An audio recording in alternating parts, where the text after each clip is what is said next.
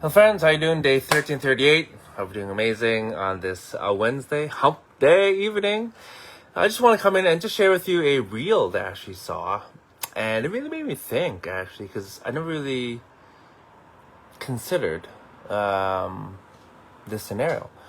And so the reel was about basically talking about seeing a friend who's normally sad. All of a sudden, they give you a gift and they're happy.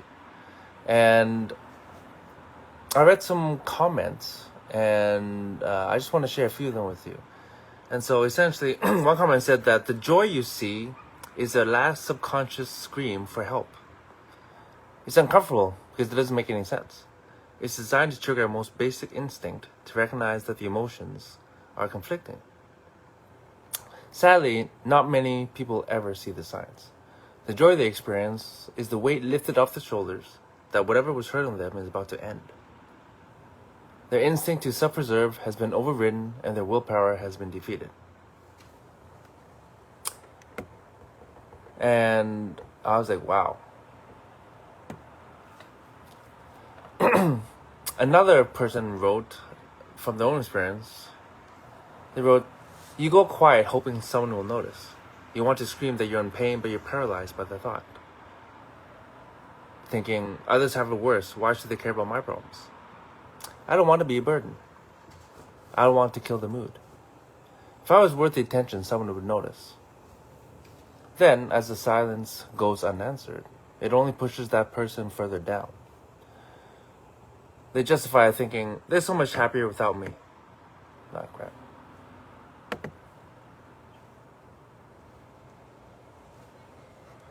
I lost my notes.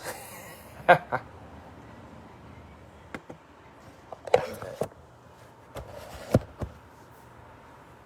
they start to justify their thoughts. They're so much happier without me. No one cares. This is all in my head. What's wrong with me? This is too much. I can't run away. I feel alone, but people will just say I'm attention seeking. Then it gets worse. They become more social. They're more energetic. They're super generous. And the reason why is because it's about to end. All of it. Subconsciously, the person is screaming for help. It knows that it's at its most desperate. Kind of like how a dog seeks a safe place to pass away. And that is, to me, it was eye-opening to even consider that there was a scenario like that. That someone is screaming for help, for attention, for just a recognition that they are alive, that they are important in this world. And they don't know how to say it, or who is safe to share it with, or not wanting to burden somebody else. And so, my friends, please be mindful of your loved ones. We humans, we've survived countless years of evolution by sticking together. Life is not easy, it's rough. And some people are fighting a battle that they can't see, that you can't see. And so this is one way we can actually learn the signs. This is just one sign. I'm sure there are others. But I do know that there are many people who are battling thoughts of not enough, suicide, is it even a purpose for me here?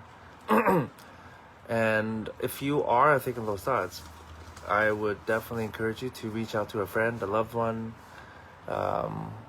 someone that you trust wholly, and to reach out and ask. And for me, I've never thought that it's a good thing to be mean to someone. I always thought it's good to be kind, no matter what. And I've had people tell me many years after that I showed some kindness, that they were at a really low point in their life and that they considered suicide, and that a little kindness went a long way. And I'm grateful to be a part of that. But at the same time, it's like, I was probably very blind to the signs. And this is from some people that I considered a close friend. And they didn't want to, I said, why didn't you tell me? And they said, oh, you're always so positive, and I just didn't want to burden you and bring you down. I'm like, bring me down. I'm like, no, I want to lift you up. I don't want you to ever feel like you're alone and that you have no one to turn to, because loneliness, I think, is a crazy. It can really do a number on you, mentally, emotionally, psychologically. Loneliness is different than being alone. You can be alone in a room, have some solitude, but not feel lonely.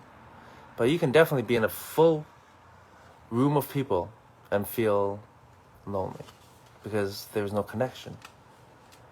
And we are all in need of connection as human beings to keep us going, to feel that we belong on this earth. And so I just wanted to share with you a reel that I saw that really opened my eyes to just maybe looking out for potential signs when there is conflicting information from somebody. Anyways, that's all I want to share tonight, my friends. It's just a reminder. Reach out to your friends, see how they're doing. Just say hi. Say, hey, I was thinking about you. A simple, I was thinking about you may make the biggest difference in someone's life. And I try to do that on a regular basis. Just, anytime I am thinking of somebody, I just do a quick text. Hey, I was just thinking about you. How you doing? Or if I have more time, maybe a quick phone call. It does take some time and effort. And I know that we are all busy and have very busy lives. But you never know whose life you can save or touch when you just reach out. I hope you're all doing amazing. I love you all. I'll see you tomorrow. Good night.